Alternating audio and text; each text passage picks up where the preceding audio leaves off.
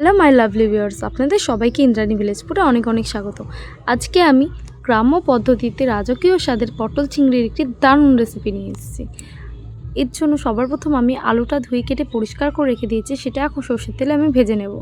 আলুটা কিছুক্ষণ ধরে সময় নিয়ে ভাজতে হবে, মোটামুটি লাল লাল হয়ে আসলে তখন তুলে নিতে হবে। আর একইভাবে পটলটাও আমি কেটে ধুয়ে পরিষ্কার করে রেখে দিয়েছি, সেটাও আলুর পরে আমি ভেজে নেব। এই রান্নাটা করতে খুব বেশি মশলার প্রয়োজন হয় না বন্ধুরা। এখানে আমি দুখানা পেঁয়াজ, একখানা টমেটো, 4-5টা কাঁচা লঙ্কা, তার সাথে সামান্য পরিমাণ একটু আদা আর একটুখানি কিছু শুকনো মশলা আমি ব্যবহার করেছি রান্নাটা করার জন্য। পটলটা আমি ভেজে নিচ্ছি। খুবই অল্প উপকরণে খুবই তাড়াতাড়ি এই রান্নাটা হয়ে যায় এবং খেতে কিন্তু অসাধারণ রাজকীয় স্বাদ লাগে বন্ধুরা। গরম ভাতের সাথে তো জাস্ট এর কোনো তুলনাই হবে না। একবার এভাবে আপনারা ট্রাই করে দেখবেন এই রান্নাটা। যদি ভালো লাগে অবশ্যই লাইক, কমেন্ট, শেয়ার এবং সাবস্ক্রাইব করে দেবেন আমার চ্যানেলটাকে। পটলটা মোটামুটি আমাদের ভাজা হয়েই এসছে এবং পটলটাও আস্তে আস্তে তুলে নিতে হবে।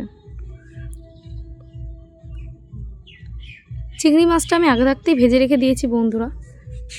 এবার মেন রান্নায় আমরা চলে যাব। কড়াইয়ের মধ্যে সর্ষের তেল দিয়ে সবার প্রথম আমি অল্প একটু চিনি ফোড়ন দিয়ে নেব কালারের জন্য। তার সাথে কটা গোটা এলাচ, দারচিনি এবং লবঙ্গ ফোড়ন দিয়ে আমি মশলাটা দিয়ে দিলাম। দিয়ে 1 চামচ লবণ, 1 চামচ হলুদ দিয়ে নাড়াচাড়া করে নেব। আর কিছু শুকনো মশলা আমি এর মধ্যে দিচ্ছি এবং সামান্য কাশ্মীরি লঙ্কার গুঁড়ো, সামান্য ধনের গুঁড়ো, সামান্য জিরের গুঁড়ো দিয়ে কিছুক্ষণ নাড়াচাড়া করে নেব। মশলাটা একটু ভালো করে কড়াইয়ের মধ্যে কষিয়ে নিতে হবে যাতে মশলার পেঁয়াজের গন্ধটা চলে যায়। পেঁয়াজ রসুনের গন্ধটা থাকলে কিন্তু রান্নাটা ভালো লাগবে না। কিছুক্ষণ কষানোর পর এবার আলু, পটল, চিংড়ি মাছটা দিয়ে ভালো করে কষিয়ে নিতে হবে। এইটা হচ্ছে মেন, কষানোর উপর হচ্ছে রান্নাটা খেতে কিন্তু টেস্ট লাগে। একটু সময় ধরে, অনেকটাই সময় ধরে আপনাদের একটু কষিয়ে নিতে হবে।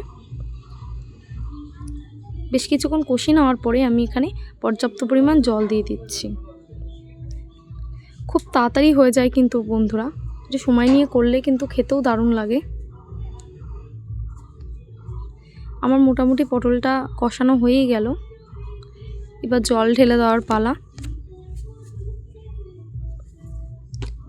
আমি পর্যাপ্ত পরিমাণ জল দিয়ে দিয়েছি। আমি যেহেতু লবণটা সব ভাজার মধ্যেই দিয়েছিলাম, তার জন্য এক্সট্রা এখন আর কিছু দিচ্ছি না।